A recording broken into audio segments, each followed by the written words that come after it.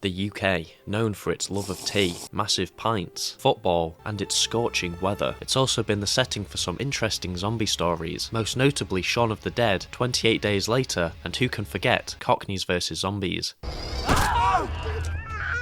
These films have become iconic over the years, and some genius at Ubisoft saw the love affair between the UK and zombies, and came up with the brilliant idea to set a zombie game in the UK, more specifically London, which as we all know, is the capital of the UK. This culminated in the creation of a very unique video game, which of course was ZombiU. Nintendo consoles have had zombie game releases in the past, but the majority have been ports of games that were initially released on other consoles, one of the more notorious ones being Dead Rising Chop Till You Drop, which released for the Nintendo Wii, and was interesting to say the least. As the name implies, ZombiU was made for the Wii U, and utilises the console's gimmicks to try and deliver a unique zombie experience, which it did to a degree. But I'm not talking about that version, I'm talking about the PC port that released 3 years later that doesn't let you use an overpriced tablet to scan where things are in the game. To avoid confusion, the U at the end of ZombiU was scratched off, just leaving zombie, and let me tell you, this game is full of zombie.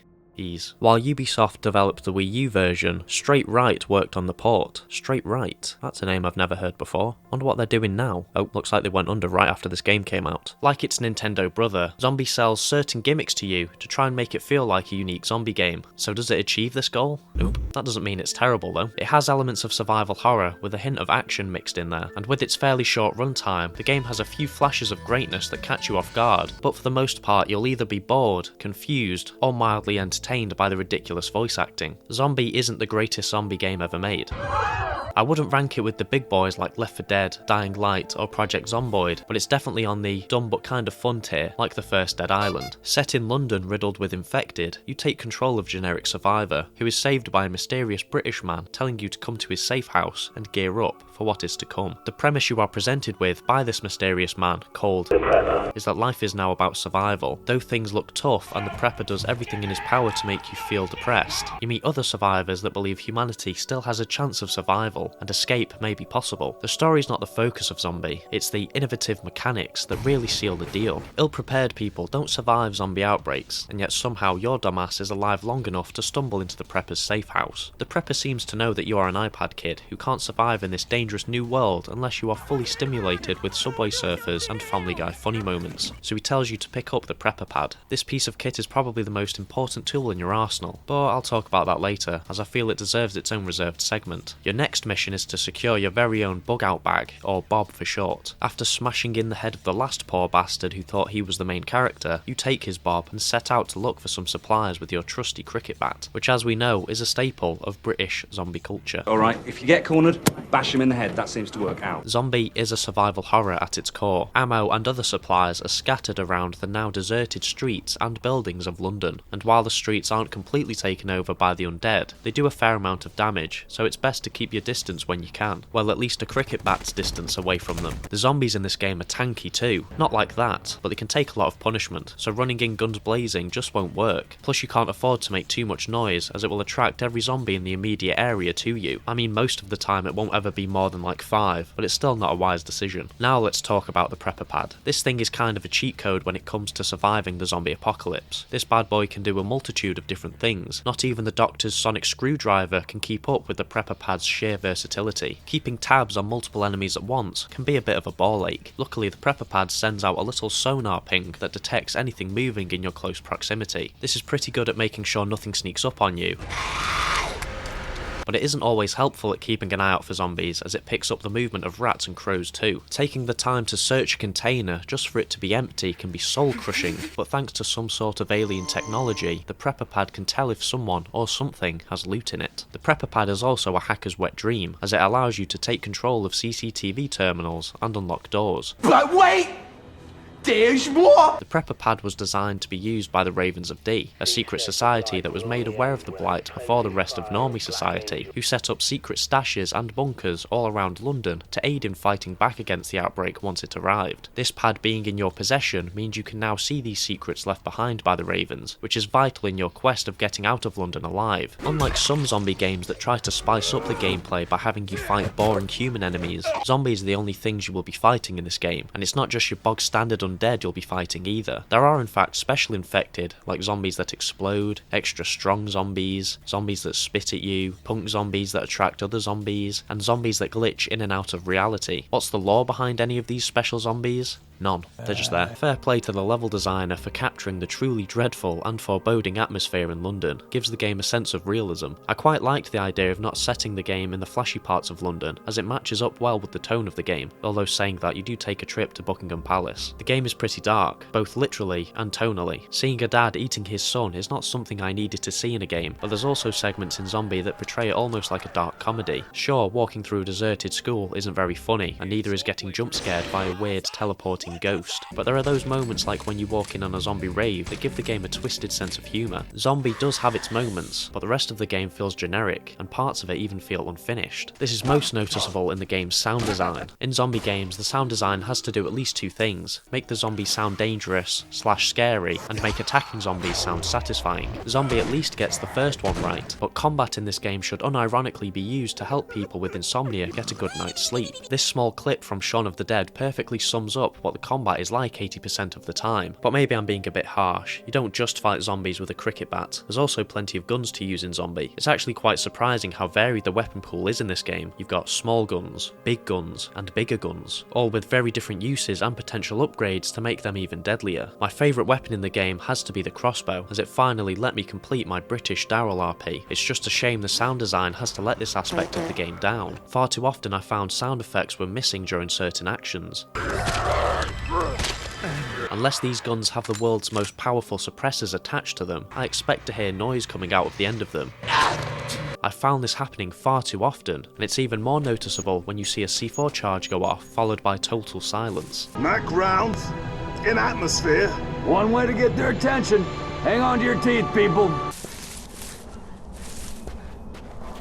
Some sound design choices are so bizarre too. You can find letters throughout the game that act as snippets of lore, and when examining them, the writer of the letter will narrate over it, but the audio gets either quieter or louder the closer you are to the letter. How does that work? Oh, I get it, it's one of them talking letters from Harry Potter. No matter how mediocre your game is, you've got to make sure the basic stuff is right, and actually functions properly. I also had a little white line in the corner of my screen whenever I played the game, which was nice to see. Didn't realise dead pixels were a feature in this game. I think they left that bit out of the trailer. Zombie's biggest issue though is how repetitive it is, which is way more noticeable during the later half of the game. I mentioned before how I liked the atmosphere of the game, and that's still true, but the level design feels completely uninspired in a lot of parts of the game. It's not too bad initially, as they are serviceable when you have to make one or two trips through them, and some of them, to be fair, are memorable, but the end game ruins a lot of them. The majority of this game consists of fetch quests. To progress through the game, you've got to find things for survivors, to meet other survivors, and get them things to meet other survivors. I'm not going to pretend that other zombie games don't fall into this gameplay cycle, but when all the other aspects of the gameplay are boring, then it just heightens the dullness of it. The final mission of the game might just be one of the worst fetch quests I've ever seen, and Dr. Knight is the bastard who puts you up to it. Like the Prepper, Dr. Knight is a major character in this plot, as he has essential information that could help create a cure for the virus. You encounter him in the lab below Buckingham Palace where he's performing tests on soldiers who've become infected. Knight is working towards a cure, but needs notes from John Dee, a scientist from 400 years ago who predicted the events that are currently unfolding. Dee is probably the most important character in the game, and everyone else in Zombie seems to agree, as they follow his teachings and theories like gospel, which led to the formation of the Ravens of Dee. He may be important, but he's also a massive dick. Because of him, I now have to skulk around backtracking through places I've already been through to look for some of his pages, which is as fun as it sounds. The game is pretty much over after 4 hours, but this shitty little mission honestly might have lasted 3 times as long if I didn't look up the locations of the pages. Shout out to the guy who suffered through that, by the way. I'll be sure to give a speech at your funeral. The devs were clearly proud of their own level designs, considering how much they wanted you to play through them, so you could take in every inch of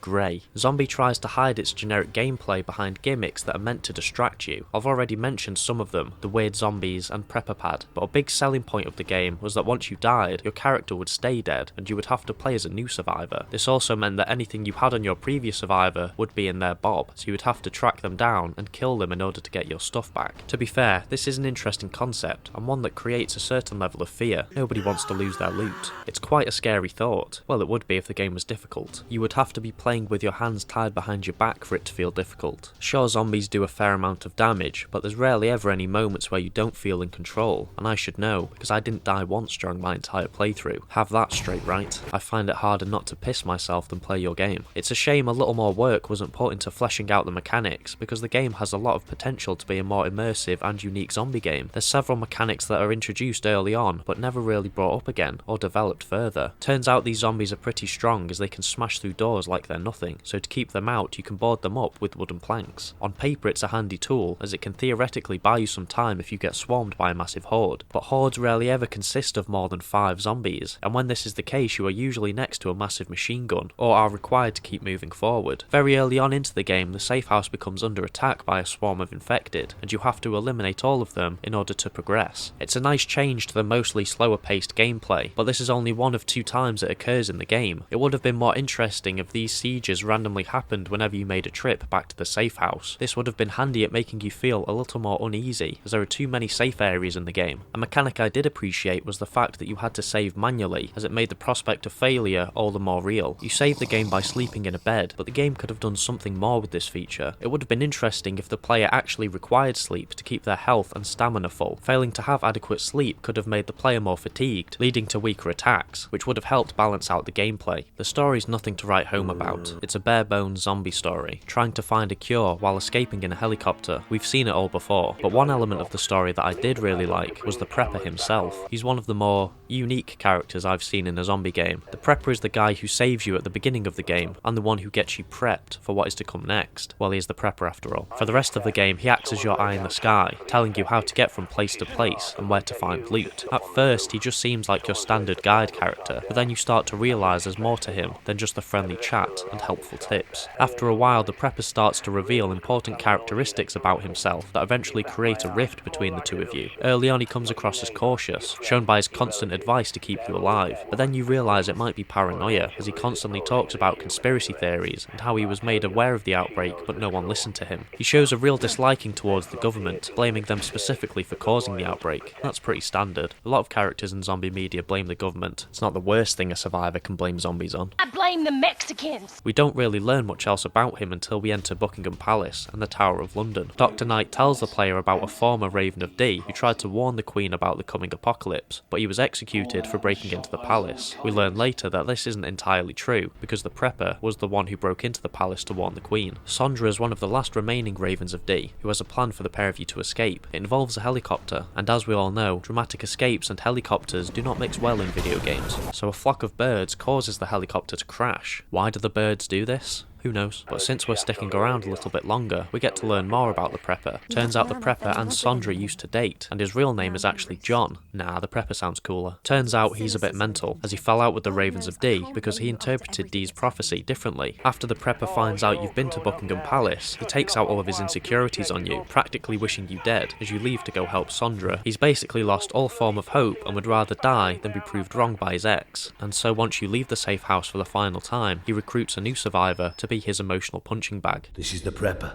Do you read me? Over. I'm not sure if having a Wii U would have made the game more interesting, but I'm almost certain it wouldn't have made the gameplay any more exciting. Zombie is an okay zombie game. It doesn't make a lot of sense, it's poorly made in some parts. I'm honored to be here tonight to present the award for Best Audio Design. The story isn't that great, and yet some elements of the game are enjoyable. It probably helps that the game isn't very long, though some idiots online claim it takes 12 hours to complete, or maybe that just applies to video game journalists.